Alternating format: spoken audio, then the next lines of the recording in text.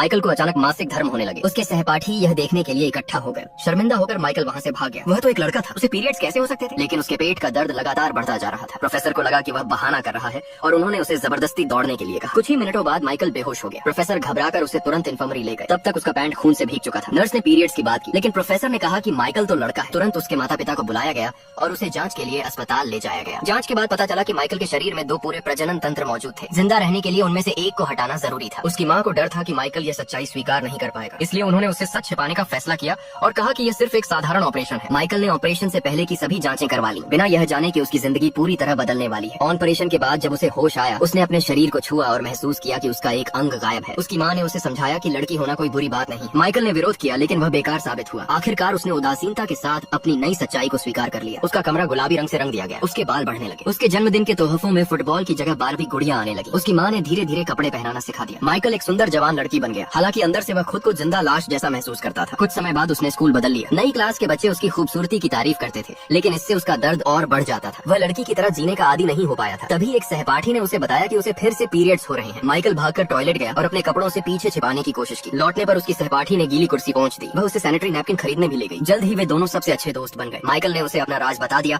और उसने वादा किया कि वह इसे किसी को नहीं बताएगी, लेकिन उसने यह बात सबको बता दी। अगले दिन पूरे स्कूल को माइकल का अतीत पता चल गया। कुछ लड़कियां उसे राक्षस की तरह देखने लगी। माइकल को गहरी बेइज्जती महसूस हुई। वह टॉयलेट में छिपना चाहता था, लेकिन बाकी छात्र उसका पीछा करने लगे। उन्होंने यह देखने के लिए उसकी स्कर्ट उठाने की कोशिश की कि वह सच में लड़की है या नहीं। उसकी सहपाठी ने उन्हें भगा दिया और माइकल को बाहों में भर लिया। वह बार बार माफी मांगती रही, लेकिन इससे माइकल को कोई सुकून नहीं मिला। गुस्से में वह उससे एक लड़की नदी के पानी में खड़ी थी। उसके सिर्फ कंधे और सिर पानी से बाहर दिख रहे थे। ठंडा पानी दोपहर की गर्मी को दूर कर रहा था। तभी किनारे से घर की दासी की घबराई हुई आवाज सुनाई दी। यह खबर सुनते ही मैरी हंस पड़ी। उसकी हंसी पूरे गाँव में गूंज गई। वह जल्दी से पानी से बाहर आई। उसके कपड़े भीगे हुए थे और बालों से पानी टपक रहा था, पर उसने ध्यान नहीं दिया। वह हिरनी की तरह दौड़ती हुई घर पहुंची। मैरी चुपचाप अस्तबल के बाहर खड़ी होकर अंदर के आदमी को देखने लगी, लेकिन उन्हें आश्चर्य हुआ कि मैरी, जिसने पहले कई प्रस्ताव ठुकरा दिए थे, इस बार मान गई। पिता की अनुमति के बाद मैरी ने चार्ल्स से विवाह कर लिया। विवाह के दिन वह सुंदर दुल्हन के रूप में चर्च पहुंची। सबकी नजरें उस पर थीं। वह आत्मविश्वास से अपने दूल्हे के पास खड़ी हो गई। राजा लुई भी इस विवाह में आया। वह चार्ल्स का मित्र था, लेकिन नव दंपति को देखकर उसके मन में कड़वाहट आ गई। 2 साल पहले लुई ने स्पेन की राजकुमारी एनी से विवाह किया था। यह एक राजनीतिक विवाह था। लुई को अपनी पत्नी से कोई लगाव नहीं था। शादी के बाद वह उसे अकेला छोड़कर खुद सो गया। जब यह बात उसकी माँ को पता चली तो वह नाराज हो गई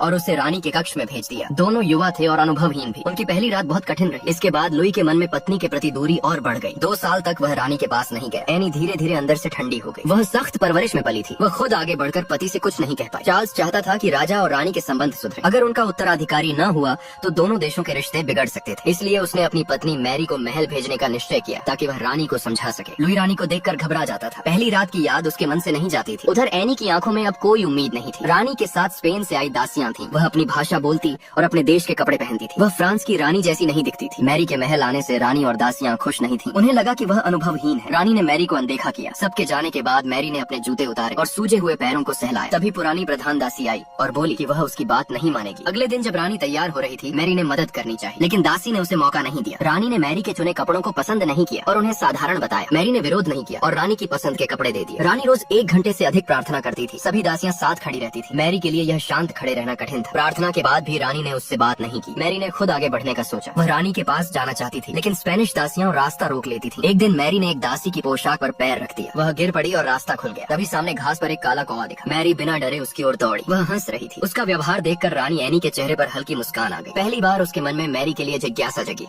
एक लड़की नदी के पानी में खड़ी थी। उसके सिर्फ कंधे और सिर पानी से बाहर दिख रहे थे। ठंडा पानी दोपहर की गर्मी को दूर कर रहा था। तभी किनारे से घर की दासी की घबराई हुई आवाज सुनाई दी। यह खबर सुनते ही मैरी हंस पड़ी। उसकी हंसी पूरे गाँव में गूंज गई। वह जल्दी से पानी से बाहर आई। उसके कपड़े भीगे हुए थे और बालों से पानी टपक रहा था, पर उसने ध्यान नहीं दिया। वह हिरनी की तरह दौड़ती हुई घर पहुंची। मैरी चुपचाप अस्तबल के बाहर खड़ी होकर अंदर के आदमी को देखने लगी, लेकिन उन्हें आश्चर्य हुआ कि मैरी, जिसने पहले कई प्रस्ताव ठुकरा दिए थे, इस बार मान गई। पिता की अनुमति के बाद मैरी ने चार्ल्स से विवाह कर लिया। विवाह के दिन वह सुंदर दुल्हन के रूप में चर्च पहुंची। सबकी नजरें उस पर थीं। वह आत्मविश्वास से अपने दूल्हे के पास खड़ी हो गई। राजा लुई भी इस विवाह में आया। वह चार्ल्स का मित्र था, लेकिन नव दंपति को देखकर उसके मन में कड़वाहट आ गई। 2 साल पहले लुई ने स्पेन की राजकुमारी एनी से विवाह किया था। यह एक राजनीतिक विवाह था। लुई को अपनी पत्नी से कोई लगाव नहीं था। शादी के बाद वह उसे अकेला छोड़कर खुद सो गया। जब यह बात उसकी माँ को पता चली तो वह नाराज हो गई और उसे रानी के कक्ष में भेज दिया। दोनों युवा थे और अनुभवहीन भी। उनकी पहली रात बहुत कठिन रही। इसके बाद लुई के मन में पत्नी के प्रति दूरी और बढ़ गई। 2 साल तक वह रानी के पास नहीं गया। एनी धीरे धीरे अंदर से ठंडी हो गई। वह सख्त परवरिश में पली थी। वह खुद आगे बढ़कर पति से कुछ नहीं कह पाई। चार्ल्स चाहता था कि राजा और रानी के संबंध सुधरे। अगर उनका उत्तराधिकारी न हुआ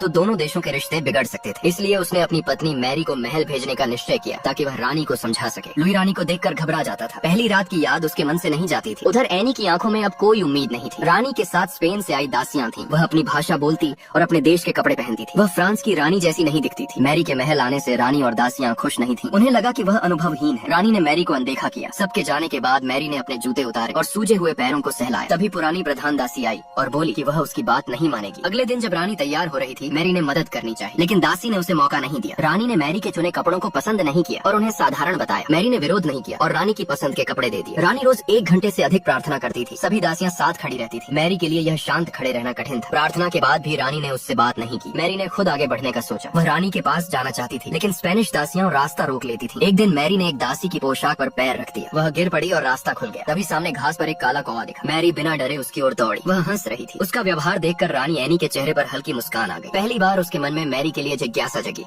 एक लड़की नदी के पानी में खड़ी थी। उसके सिर्फ कंधे और सिर पानी से बाहर दिख रहे थे। ठंडा पानी दोपहर की गर्मी को दूर कर रहा था। तभी किनारे से घर की दासी की घबराई हुई आवाज सुनाई दी। यह खबर सुनते ही मैरी हंस पड़ी। उसकी हंसी पूरे गांव में गूंज गई। वह जल्दी से पानी से बाहर आई। उसके कपड़े भीगे हुए थे और बालों से पानी टपक रहा था, पर उसने ध्यान नहीं दिया। वह हिरनी की तरह दौड़ती हुई घर पहुंची। मैरी चुपचाप अस्तबल के बाहर खड़ी होकर अंदर के आदमी को देखने लगी, लेकिन उन्हें आश्चर्य हुआ कि मैरी, जिसने पहले कई प्रस्ताव ठुकरा दिए थे, इस बार मान गई। पिता की अनुमति के बाद मैरी ने चार्ल्स से विवाह कर लिया। विवाह के दिन वह सुंदर दुल्हन के रूप में चर्च पहुंची। सबकी नजरें उस पर थी। वह आत्मविश्वास से अपने दूल्हे के पास खड़ी हो गई। राजा लुई भी इस विवाह में आया। वह चार्ल्स का मित्र था, लेकिन नव दंपति को देखकर उसके मन में कड़वाहट आ गई। 2 साल पहले लुई ने स्पेन की राजकुमारी एनी से विवाह किया था। यह एक राजनीतिक विवाह था। लुई को अपनी पत्नी से कोई लगाव नहीं था। शादी के बाद वह उसे अकेला छोड़कर खुद सो गया। जब यह बात उसकी माँ को पता चली तो वह नाराज हो गयी और उसे रानी के कक्ष में भेज दिया। दोनों युवा थे और अनुभवहीन भी। उनकी पहली रात बहुत कठिन रही। इसके बाद लुई के मन में पत्नी के प्रति दूरी और बढ़ गई। 2 साल तक वह रानी के पास नहीं गया। एनी धीरे धीरे अंदर से ठंडी हो गई। वह सख्त परवरिश में पली थी। वह खुद आगे बढ़कर पति से कुछ नहीं कह पाई। चार्ल्स चाहता था कि राजा और रानी के संबंध सुधरे। अगर उनका उत्तराधिकारी न हुआ